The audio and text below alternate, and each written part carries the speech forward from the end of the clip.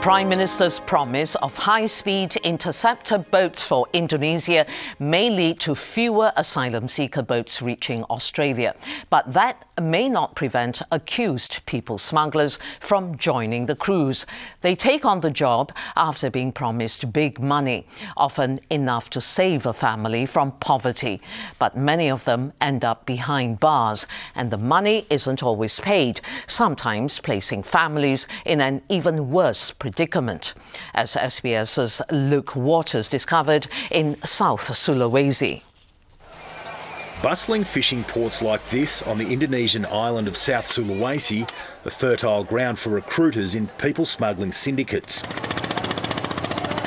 Commonly experienced fishermen are offered large sums of money to lead the expeditions.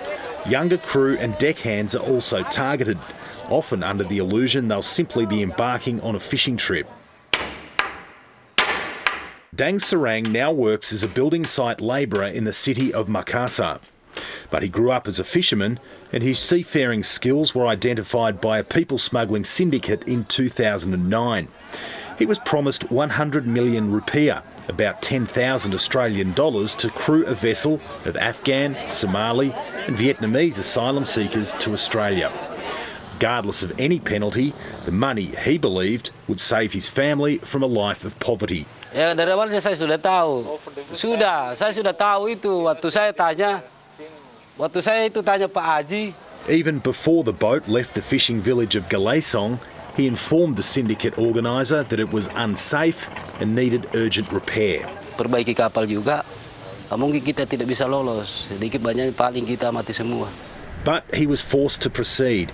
The boat almost made it to Australian waters, but began to break up on the Timor Sea and was forced to retreat.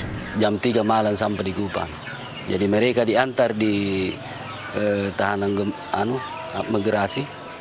Saya langsung dibawa di Polda. For Dang Sarang, the entire mission was a gamble. He was only paid a tiny fraction of the agreed fee up front, on the understanding that the rest would follow upon his return. But the bounties proposed by the organisers are just too good to refuse. In his case, he wasn't paid, and the syndicate organiser remains at large, continuing his people smuggling operations somewhere here in Indonesia. As a result, his wife and children were left without food or money, while Dang Sarang spent several weeks in detention and 3 months in jail. Kami baru tu sebenarnya yang kata na doi, baru suka mami yang kan angin ramai tahu ah, angin ramai tahu na lagi mali beras apa, balanja, basari anak-anak balanja. A labouring job now provides just enough for the family to exist. Luke Waters, World News Australia. Well, the conflict in Syria has claimed over 70,000 lives since it began more than 2 years ago. Hundreds of thousands of Syrians have also fled the fighting. Many are now in camps on or near the border. As recently as last month, some refugees were returning home. But a spike in violence has seen the end of that trend. SBS reporter Luke Waters has been visiting a camp in Lebanon.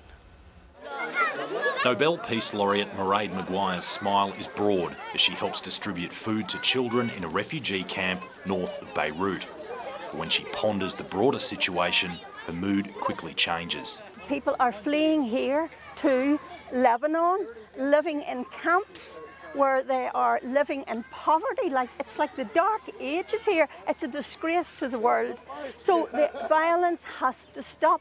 Ms Maguire is on an international peace delegation visiting Lebanon and Syria. The group has met political and religious leaders advocating a peaceful solution in war-ravaged Syria, warning of even more dire consequences if world powers don't intervene with dialogue and negotiations, not weapons. You know what's going to happen here? Do you realise what's happening here? Because waking up what's happening here, all these refugees pouring into this country of Lebanon is going to be torn apart. Syria is going to be torn apart.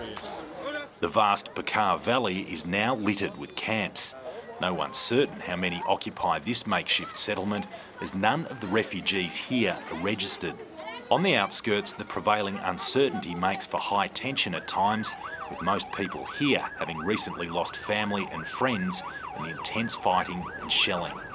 As refugees continue to surge across the Syrian border in their tens of thousands, every square inch of land and every possible piece of infrastructure is being used to house them.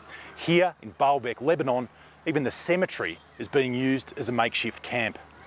But the one-time French military base is doing a remarkable job. What was once a Palestinian camp now also houses Syrian refugees. Organisers encourage occupants to host Syrian families, but the result is even more overcrowding. 15 people from 3 families cram into this small room.